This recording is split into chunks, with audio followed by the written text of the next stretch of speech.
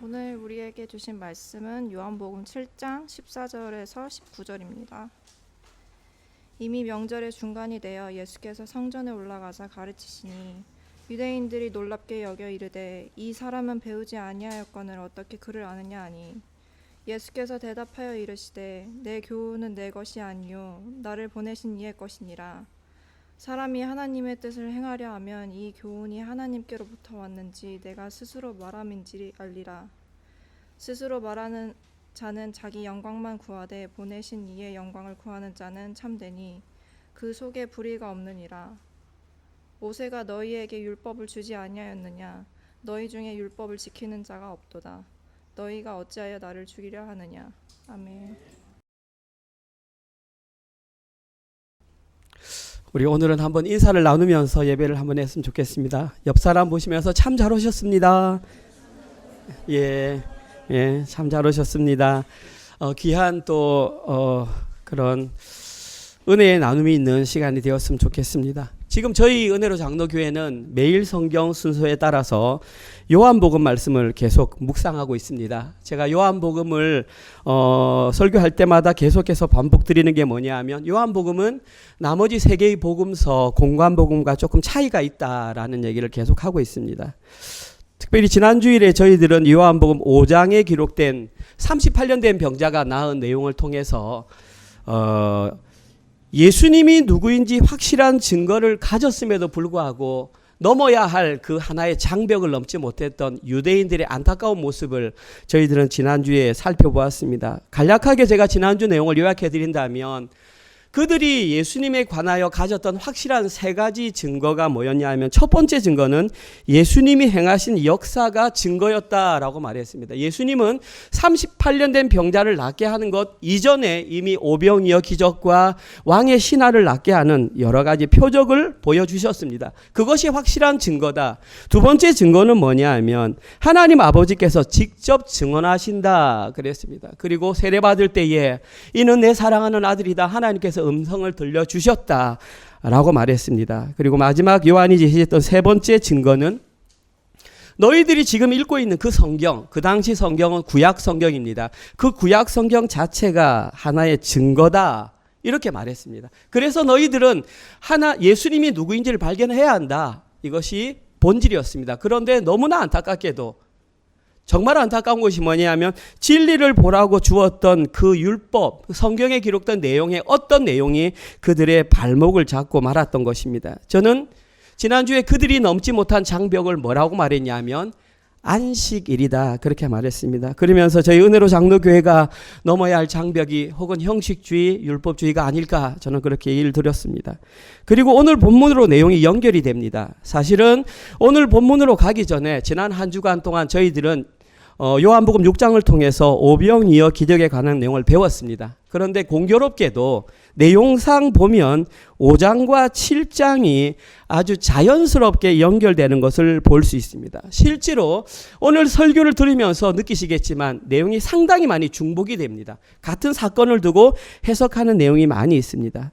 따라서 저희들은 오늘 본문에 기록된 내용이 뭐냐 하면 지난주일에 유대인들이 넘지 못했던 그 안식일의 장벽과 오늘 본문에는 아주 흡사한 유대인들이 가지고 있는 잘못된 편견이 오늘 본문에 기록되어 있습니다.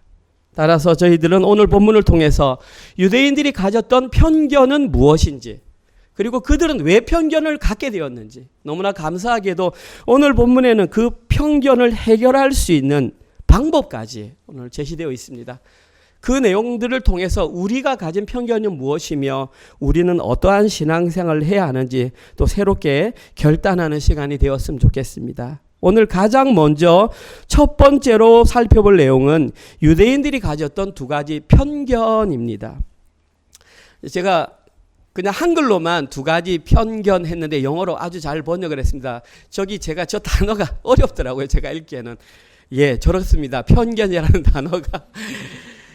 찾아봤습니다. 그러니까 편견이 뭘까 했더니 편향된 시각입니다. 한쪽으로만 편향된 시각. 그래서 부정적인 선입견을 가진 것 아니면 부정적인 태도를 가진 것을 편견이다 그렇게 합니다. 오늘 본문에는 유대인들이 가졌던 두 가지 편견이 기록되어 있습니다. 먼저 첫 번째 편견부터 살펴보겠습니다. 첫 번째 편견에 해당하는 내용은 오늘 우리 규리자매가 읽었던 7장 14절에서 19절 내용이기 때문에 중복이 되기 때문에 읽는 것은 제가 생략하도록 하겠습니다. 본문을 보면서 한번 같이 따라와 주십시오. 유대인들이 가졌던 첫 번째 편견이 뭐냐 하면 예수님은 배우지 못했다입니다. 그들이 가진 편견입니다. 예수님은 배우지 못했다. 오늘 본문에 그렇게 나와 있습니다. 15절에 한번 보십시오. 이렇게 나와 있습니다. 유대인들이 놀랍게 여겨 이르되 이 사람은 배우지 아니하였거늘. 그들 생각에는 예수님은 배우지 아니하였다. 그런데 어떻게 그가 그를 아느냐. 아무튼 그들이 가졌던 첫 번째 편견은 예수님은 배우지 않았다입니다. 자, 그러면 그들은 왜 이런 편견을 갖게 되었을까요? 뭐 당연합니다. 그들은 이미 예수님이 어디 출신인지를 알고 있었기 때문입니다. 그들이 알고 있는 출신은 예수님은 갈릴리 나사렛 지역에서 온 목수라는 사실을 너무나 잘 알고 있었습니다. 그리고 실제로 오병이어 기적 가운데에도 사람들이 예수님께 그렇게 말한 적이 있습니다. 요한복음 6장 42절에서 이렇게 말합니다. 이르되 이는 예수님이 요셉의 아들 예수가 아니냐. 그 부모 요셉과 마리아를 우리가 아는데 자기가 지금 어찌하여 하늘에서 내려왔다고 하느냐. 내가 하늘에서 내려온 떡이다. 자꾸 그러니까 저렇게 말하는 겁니다. 너가 누군 줄 아는데 너는 갈릴리 나사렛 출신의 목수 요셉의 아들인 걸 우리가 뻔히 알고 있는데 그 당시에 목수는 글을 따로 배울 수가 없습니다. 왜냐하면 생계를 위해서 그 일을 배워야 하기 때문입니다. 이런 상황 속에서 유대인들이 예수님에 관하여 그는 배우지 못했을 것이다라고 편견을 갖는 것은 어쩌면 너무나 자연스럽고 당연한 현상이라고 볼 수 있습니다. 그런데 과연 예수님은 진짜 배우지 못했을까요? 우리는 여기에 대해서 성경이 뭐라고 기록하는지 모릅니다. 그런데 이미 알고 있습니다. 가장 대표적으로 누가복음 2장 46절에 보면 예수님께서 성전에 부모님과 갔다가 12살 때 예수님이 성전에 머물러 계셨습니다. 그리고 그 자리에서 율법사들과 바리새인과 대화를 나누었을 때 그들이 뭐라고 말하냐면 그의 지혜와 대답이 너무나 놀랍다 그렇게 말했습니다. 다시 말해서 이미 예수님은 12살 때부터 그 당시 바리새인들보다 훨씬 더 뛰어난 지혜와 지식을 가지고 있었다라는 것입니다. 사실은 따로 배우진 않았지만 훨씬 더 많은 지혜를 가지고 있었습니다. 오늘 본문에서 예수님은 이들의 질문에 대해서 편견에 대해서 다음과 같이 3가지로 그들의 편견을 깨뜨립니다. 예수님의 첫 번째 대답입니다. 예수님은 이렇게 말씀하십니다. 오늘 본문 예수님의 말씀을 한번 보십시오. 16절입니까? 예수께서 대답하여 이르시되 내 교훈은 내 것이 아니요 나를 보내신 이의 것이다. 예수님께서 첫 번째 하신 대답은 내 교훈, 내가 지금 가르치고 있는 이것은 내 것이 아니다. 그럼 누구 거냐? 나를 보내신 이의 것이다. 나를 보내신 이가 누구입니까? 당연히 하나님이죠. 그러니까 내가 가진 교훈은 내 것이 아니라 하나님의 것이다. 내 가르침은 하나님의 소유다라고 명확하게 설명을 하십니다. 다시 말해서 예수님은 사람에게서 배우진 않았지만 더 훌륭하신 분, 실제로 그 일을 기록하시고 작성하신 분, 지금으로 말하면 저자로부터 직접 강의를 들었다. 우리는 저자 직강이라고 그러죠. 예수님은 하나님부터 직접 배웠습니다. 두 번째 내용입니다. 예수님은 두 번째 이렇게 대답하십니다. 17절에서 사람이 하나님의 뜻을 행하려 하면 이 교훈이 하나님으로부터 왔는지 스스로 말하는 것인지 알아야 한다라고 말했습니다. 두 번째 내용은 뭐냐면 교훈의 출처입니다.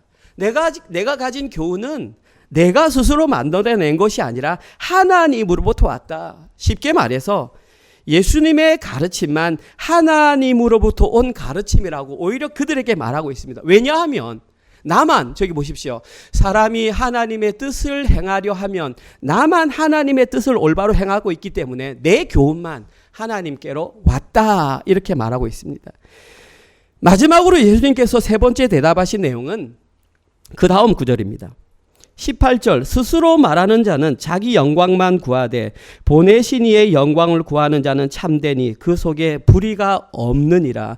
예수님께서 말씀하신 세 번째 대답은 자기 영광을 구하지 않고 보내신 이의 영광을 구하는 그자다.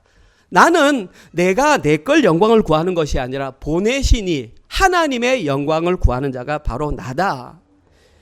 따라서 오직 예수님만 자기 영광을 구하지 않고 하나님의 영광을 구하였으므로 예수님만이 참되다.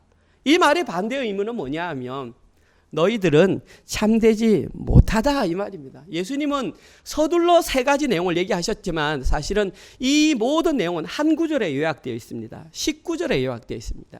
19절 가운데 보시면 이런 내용이 나와 있습니다. 너희 중에 율법을 지키는 자가 없도다. 너희들이 나에게 그렇게 편견을 갖지만 사실은 너희 중에 율법을 지키는 자가 없다라고 충격적인 선언을 하십니다. 특별히 저기에 기록된 지키다라는 단어가 현재형으로 사용되었습니다. 헬라어 현재형의 특징은 이것이 계속적이고 반복적으로 일어난다는 것입니다. 너희들이 예전에 안 지킨 것이 아니라 지금 현재도 반복적으로 지키고 있지 않다라는 것입니다. 지키고 있는 것을 목숨처럼 여기는 그들에게 이렇게 던진 것은 사실은 충격적인 선언이었습니다. 그들의 상태가 어떠한지를 정확하게 고발했다는 것입니다. 따라서 그들이 가졌던 예수님에 대한 첫 번째 편견은 잘못된 판단이었습니다. 계속해서 오늘 본문에 기록된 유대인들이 가졌던 두 번째 편견입니다. 이 내용은 7장 20절에서 23절에 기록되어 있습니다. 안 읽었으니까 제가 천천히 한번 읽어보겠습니다. 20절입니다. 무리가 대답하되 당신은 귀신이 들렸도다. 누가 당신을 죽이려 하나이까? 예수께서 대답하여 이르시되 내가 한 가지 일을 행하며 너희가 다 이로 말미암아 이상히 여기는도다. 모세가 너희에게 할례를 행했으니 그러나 할례는 모세에게서 난 것이 아니요 조상들에게서 난 것이라. 그러므로 너희가 안식일에도 할례를 행하느니라. 모세의 율법을 범하지 아니하려고 사람이 안식일에도 할례를 받는 일이 있거든 내가 안식일에 사람의 전신을 건전하게 한 것으로 너희가 내게 노여워하느냐? 여기에서 저희들은 그들이 가졌던 두 번째 편견을 알 수 있습니다. 유대인들이 가졌던 예수님에 대한 두 번째 편견은 예수님은 제정신이 아니다입니다. 첫 번째 편견은 못 배웠다. 두 번째 편견은 예수님 제정신이 아니다라는 편견을 가졌습니다. 이 내용이 오늘 보면 20절에 기록된 당신은 귀신이 들렸도다 이 말에서 온 것입니다. 여기서 귀신이라는 것은 다이모니온이고 귀신이 들렸다라는 말의 원어는 에코입니다. 에코는 가지다라는 뜻입니다. 그래서 이것을 풀어서 해석하면 당신은 지금 악령에 사로잡혀서 정상적인 사고 판단을 할 수 없다. 그러니까 당신은 제정신이 아닌 것이다. 그런 편견을 가졌습니다. 재밌는 게 뭐냐 하면 예수님의 대적자들인 바리새인들만 이런 생각을 가졌던 게 아닙니다. 예수님과 가장 가까이 있었던 어쩌면 예수님을 철저하게 믿어줘야 할 사람들조차 이런 생각을 가졌더라는 것입니다. 마가복음 3장 21절입니다. 한번 다 같이 읽어볼까요? 시작. 예수의 친족들이 듣고 그를 붙들러 나오니 이는 그가 미쳤다 함이리라. 저 친족에는 예수님의 가족, 형제도 다 포함되어 있습니다. 그들이 예수님을 데리러 오는데 데리러 오는 이유가 뭐냐 하면 예수님 지금 미쳤다 사람들에게 말했습니다. 다시 말해서 바리새인들이나 예수님의 친족들이나 동일한 생각으로 예수님을 오해하고 편견을 가졌다라는 것입니다. 자, 그러면 예수님은 진짜 제정신이 아니었을까요? 이때의 예수님은 내가 얼마나 정상인지를 너희들에게 한번 보여줄게. 하나의 사건을 가지고 얘기하십니다. 예수님은 그냥 말하는 것이 아니라 실제로 있었던 사건을 가지고 얘기합니다. 그것이 21절입니다. 마침 또 21절이네. 예수께서 대답하여 이르시되 내가 한 가지 일을 행하며 이 한 가지 일이 뭐냐 하면 요한복음 5장에서 있었던 바로 그 38년 된 병자를 고치신 그 일을 가지고 내가 말을 해줄게. 너희들이 내가 이걸 했다고 해서 지금 다 이상하게 여기는데 다시 말씀드리지만 예수님께서 38년 된 병자를 고치신 사건은 요한복음 5장에서 지난주에 저희들이 나누었던 내용과 굉장히 흡사한 부분입니다. 그때의 유대인들은 안식일에 장벽에 부딪혀서 넘지 못했습니다. 그런데 오늘 본문에서는 비슷한 편견이라는 늪에 빠져서 진리 대신 예수님을 발견하지 못하고 있는 유대인들의 모습입니다. 먼저 예수님은 이렇게 풀어가십니다. 22절입니다. 모세가 할례를 행했으니 이렇게 나옵니다. 이게 무슨 말이냐 하면 그냥 제가 성경을 읽지 않고 제가 제 나름대로 해석을 하겠습니다. 여기에서 예수님이 지금 하나의 전통을 얘기합니다. 그 전통이 뭐냐 하면 할례의 전통을 합니다.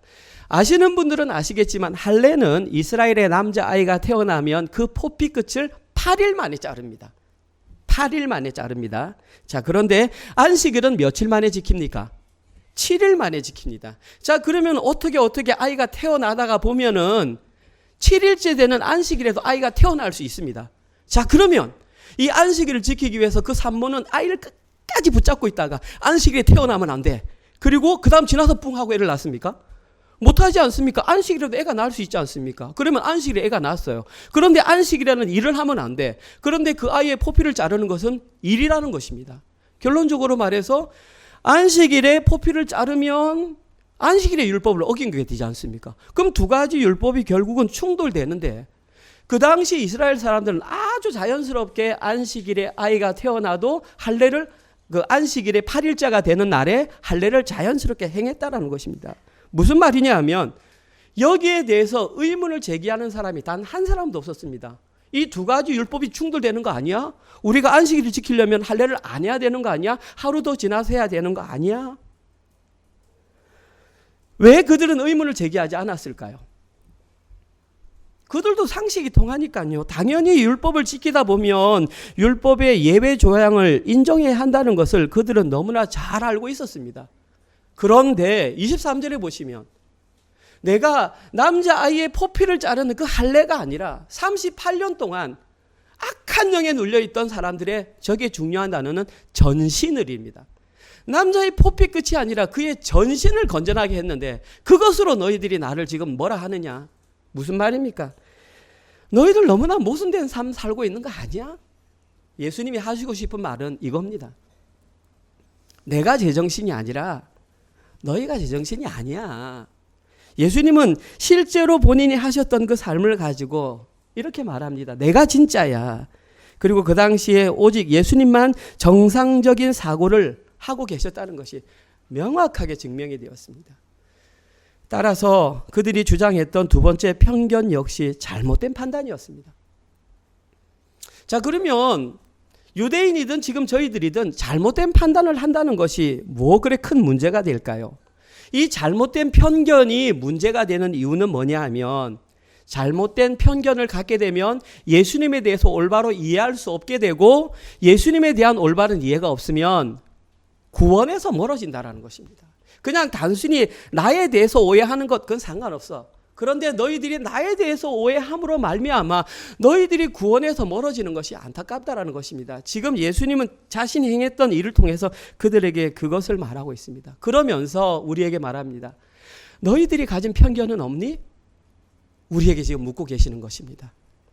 오늘 본문은 너무나 감사하게도 그들이 편견을 가졌던 이유와 해결 방법을 제시하고 있습니다. 오늘 저희들이 두 번째 살펴볼 내용은 편견을 가질 수밖에 없었던 이유와 편견을 없앨 수 있는 해결 방법입니다. 오늘 본문 24절입니다. 길지 않기 때문에 한번 다 같이 읽어보겠습니다. 시작.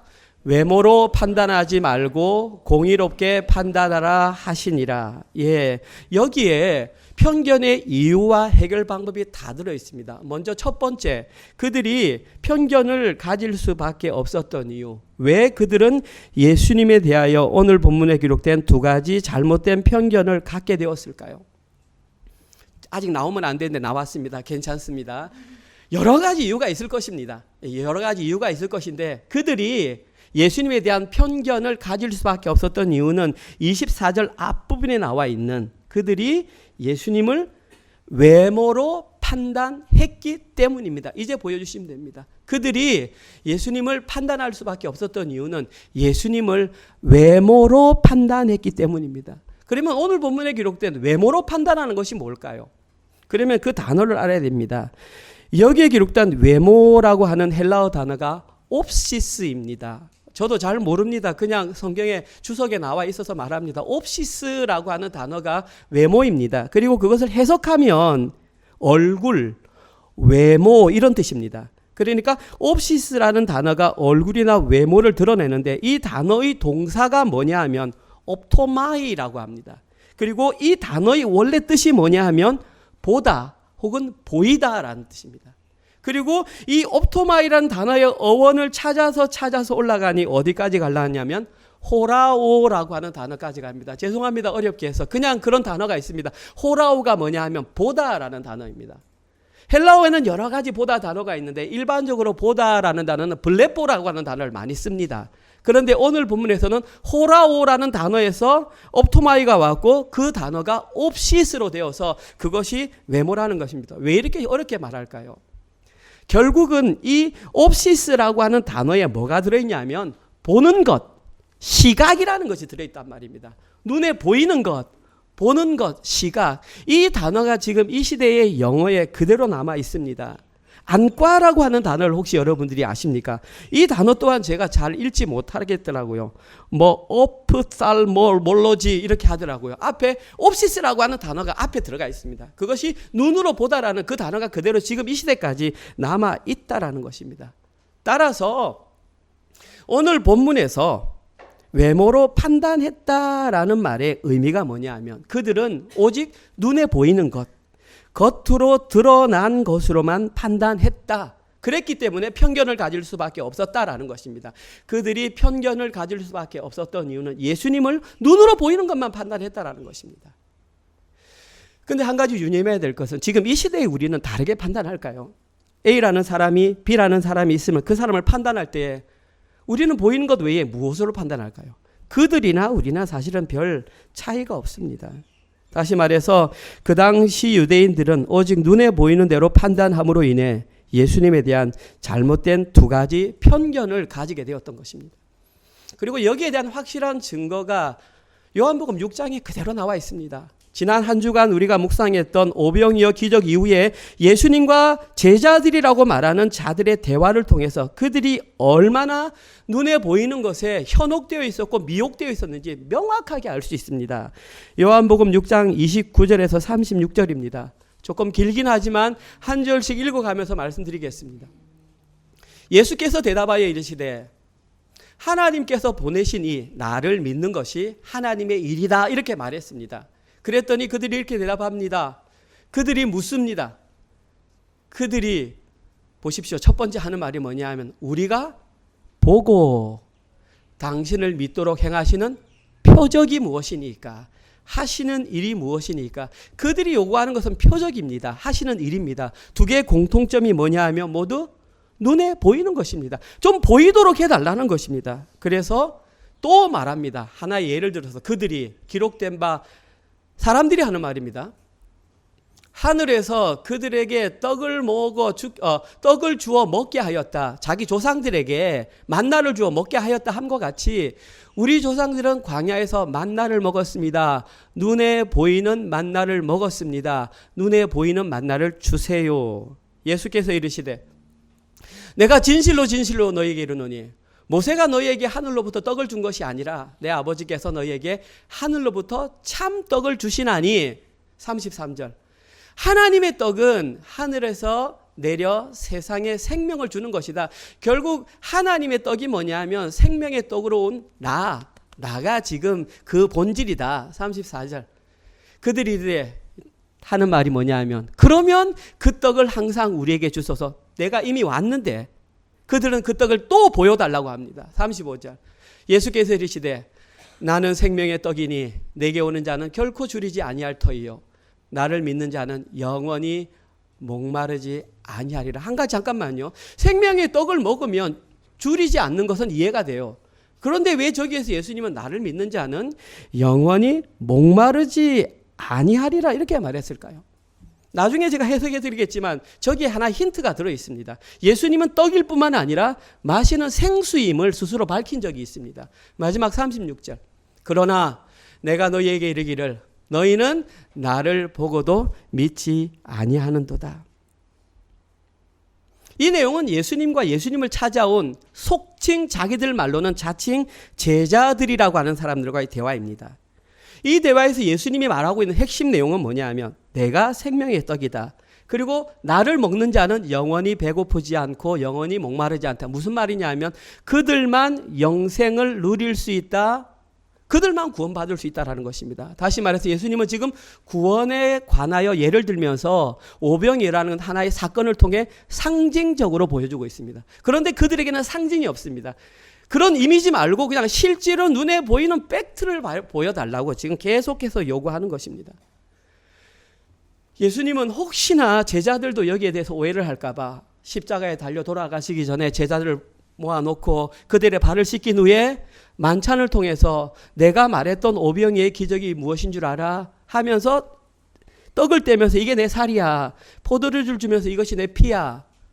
바로 우리가 2달에 한 번씩 행하는 그 성찬을 통해서 오늘 본문에서 오병이에서 이해해야 되는 것들이 이것임을 명확하게 해석해 주셨다라는 것입니다. 그럼에도 불구하고 여전히 눈에 보이는 것이 전부라고 생각하는 그들에게 이러한 예수님의 가르침은 그냥 공허한 메아리처럼 들릴 수밖에 없었던 것입니다. 이와 같이 오직 눈에 보이는 것으로만 판단하는 자들은 예수님이 아무리 진리의 말씀을 선포하셔도 그 말씀을 제대로 알아들을 수가 없습니다. 그리고 그런 자들의 눈에 예수님은 당연히 배우지 못한 자요, 제정신이 아닌 사람으로 보였던 것입니다. 혹시 사랑하는 성도님들도 유대인들과 같이 오직 눈에 보이는 것만으로 판단을 내리고 있지는 않습니까? 만약에 그렇게 하신다면 돌이켜야 합니다. 왜냐하면 그것은 잘못된 신앙이기 때문입니다.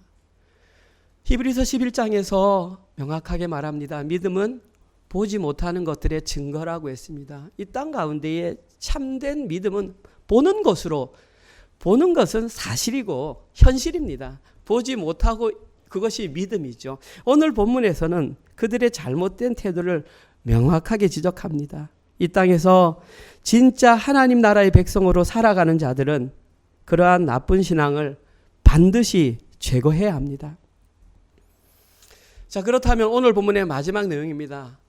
그럼 이러한 잘못된 편견을 갖는 나쁜 신앙의 태도는 어떻게 고칠 수 있을까요? 오늘 본문 24절이 그 정답을 말합니다. 오늘 본문 24절. 예.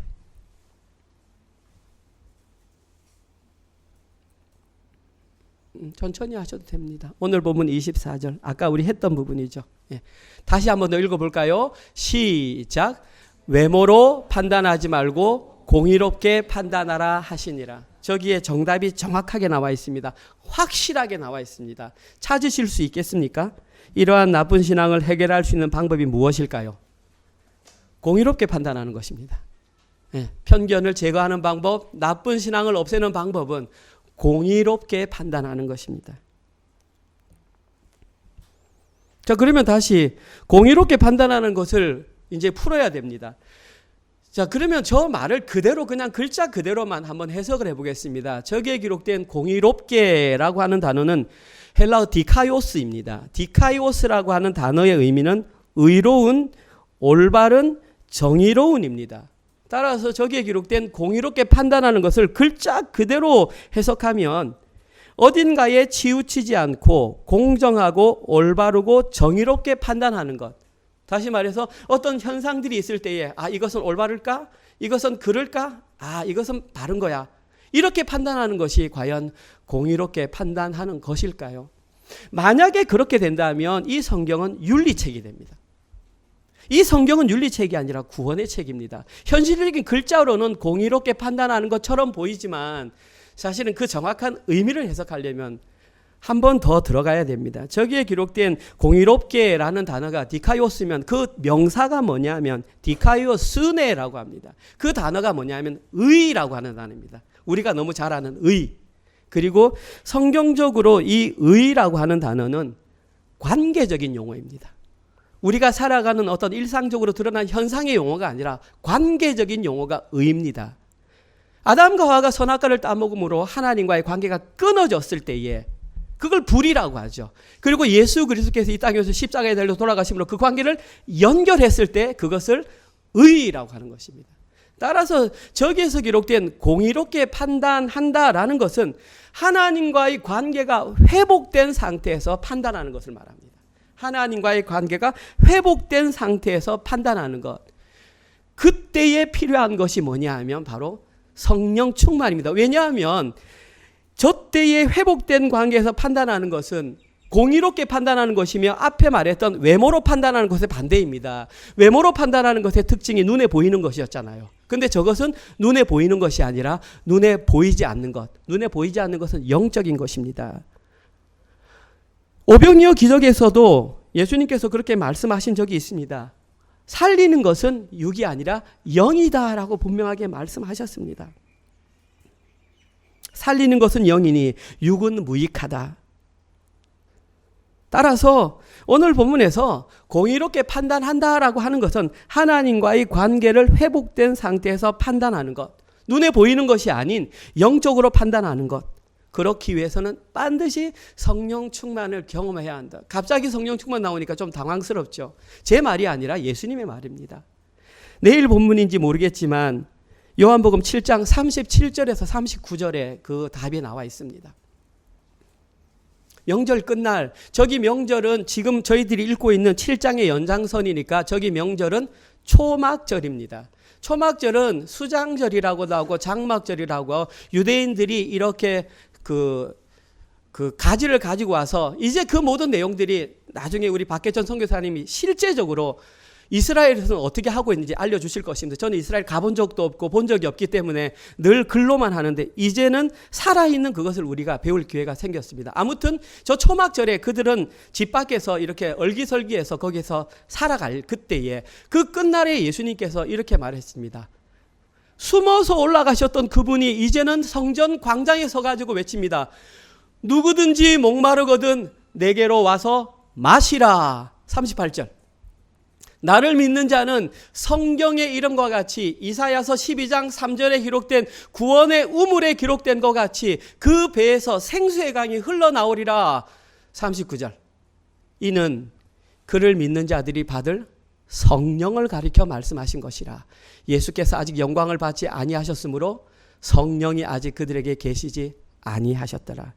예수님은 하나의 초막절에 있었던 그들이 시행하고 있었던 퍼포먼스를 예를 들어서 말하고 있는 것입니다. 초막절이 점점 지나서 그 당시 유대인들은 그 실로암 물에서 물을 가지고 와서 이렇게 물을 부는 의식을 행했었습니다. 예수님은 지금 그런 의식을 행하고 있는 그들에게 이렇게 말하는 것입니다. 그 물이 너희를 배부르게 하는 것이 아니라 내가 바로 그 생수의 강 구원의 우물이야. 그런데 실제로 그 구원의 우물의 역할을 하는 것은 장차 내가 승천하면 올 성령이 그 존재라는 것을 명확하게 알려주는 것입니다. 따라서 공의롭게 판단하기 위해서 하나님과 관계가 회복된 상태에서 판단하기 위해서는 반드시 성령 충만을 체험해야 한다.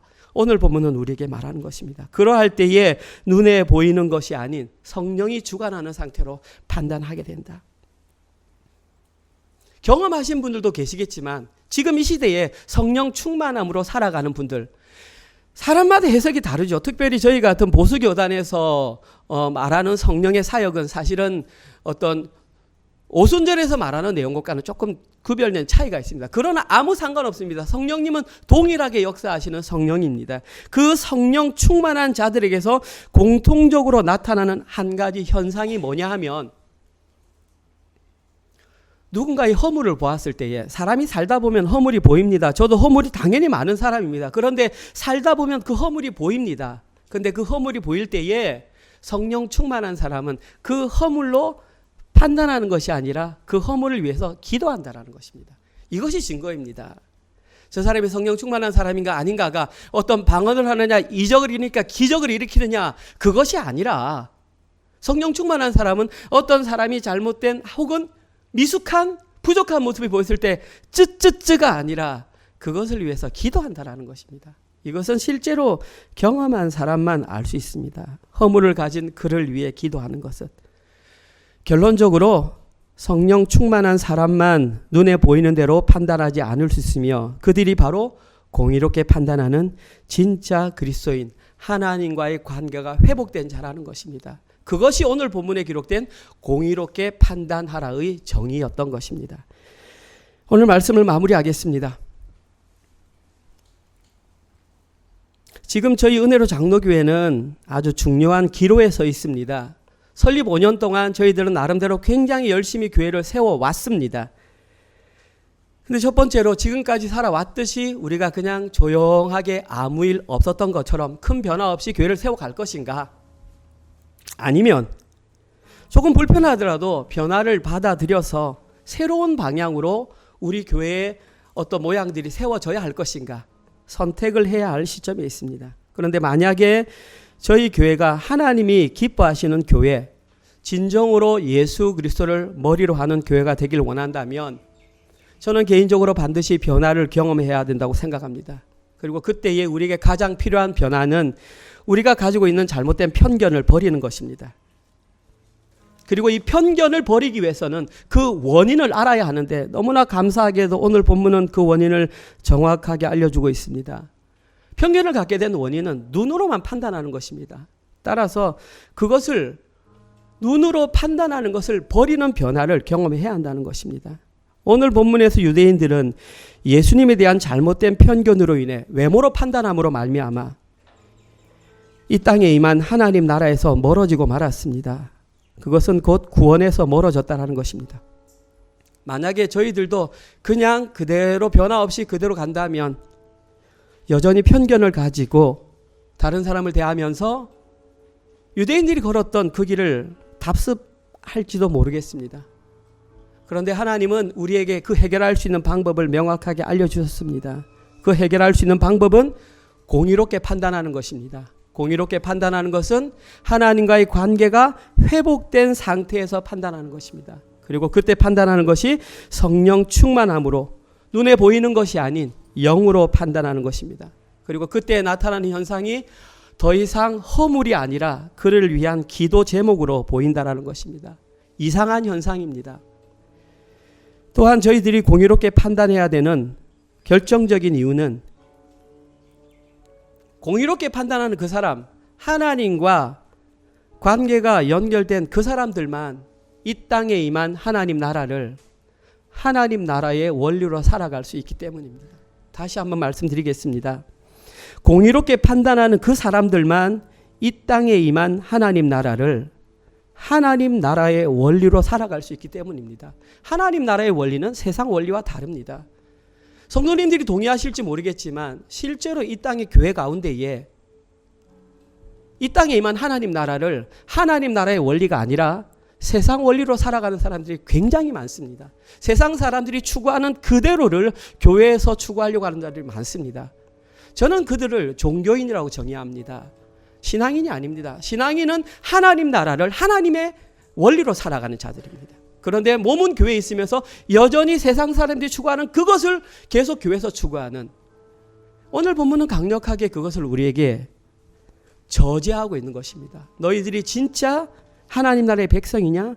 그러면 이 땅에서 힘들어도 어려워도 하나님 나라의 원리로 현실을 살아내 줄 수 있겠니? 라고 저희들에게 묻습니다. 저희 교회는 이 땅에 임한 하나님 나라를 세상의 원리로 살아가는 사람들이 단 한 명도 없었으면 좋겠습니다. 그래서 은혜로 장로교회 가장 큰 특징이 뭐야? 그 교회는 이 땅에 임한 하나님 나라를 하나님 나라의 원리로 살아가는 자들이 모여있는 교회야 라는 소문이 났으면 좋겠습니다. 그러면 규모가 무슨 상관이 있겠습니까? 그런 자들이 서로를 세워주며 하나님 나라를 만들어가면 그때 예수님이 이 땅 가운데 재림하시면 우리 다 그냥 같은 곳에 가지 않겠습니까? 이번 한 주간 동안도 잘못된 편견을 과감히 버리시고 눈에 보이는 외모가 아닌 눈에 보이지 않는 성령님과 함께 공의롭게 판단하셔서 이 땅에 임한 하나님 나라를 하나님 나라의 원리로 살아내시는 모든 분들 되시기를 주님의 이름으로 축원드립니다. 아멘. 우리 그렇습니다. 주님, 용서받을 수 없는 죄인을 이렇게 구원해 주셔서 예배의 자리에 세워주시니 참으로 감사합니다. 하나님께서 이 땅 가운데에 하나님의 백성으로 살아갈 수 있도록 저희들을 불러주시니 감사합니다. 하나님, 이 땅을 세상의 원리가 아닌 하나님 나라의 원리로 살아갈 수 있는 그런 힘을 허락하여 주시옵소서. 그것은 우리의 힘으로 되는 것이 아니라 하나님과의 관계가 회복된 성령 충만함으로 말미암아 공의롭게 판단할 때에 가능한 것임을 배웠습니다. 하나님, 이제는 더 이상 외모로 판단하지 말게 하여 주시옵소서.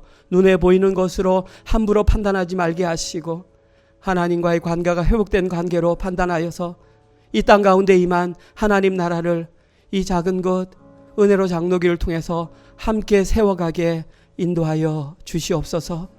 주님, 지난 한 주간 저희들에게 직장을 허락하셔서 열심히 일해서 벌어들인 수입으로 하나님께 10의 1조와 주정헌금과 감사헌금과 세일 모임 헌금으로 하나님께 올려드렸습니다. 저희들이 드린 헌금은 물질이 우리의 주인이 아니라 하나님이 나의 주인이라는 신앙 고백으로 드렸습니다. 하나님, 이 헌금이 사용되는 곳곳마다 많은 자들이 주께로 돌아오는 귀한 역사가 있게 하여 주시옵소서. 이제는 우리 주 예수 그리스도의 은혜와 하나님의 사랑하심과 성령님의 위로 교통 감화 깨닫게 하심이 이제는 더 이상 외모로 판단하지 아니하고 공의롭게 판단하기로 결단하는 사랑하는 은혜로 교회 모든 성도들 위에와 사랑하는 우리의 자녀들 머리 위에, 그리고 지금 이 시간에도 세계 곳곳에 흩어져서 주의 복음을 증거하시는 사랑하는 선교사님들과 그들의 사역과 그들의 자녀들 머리 위에 지금부터 영원토록 함께 있을지어다. 아멘.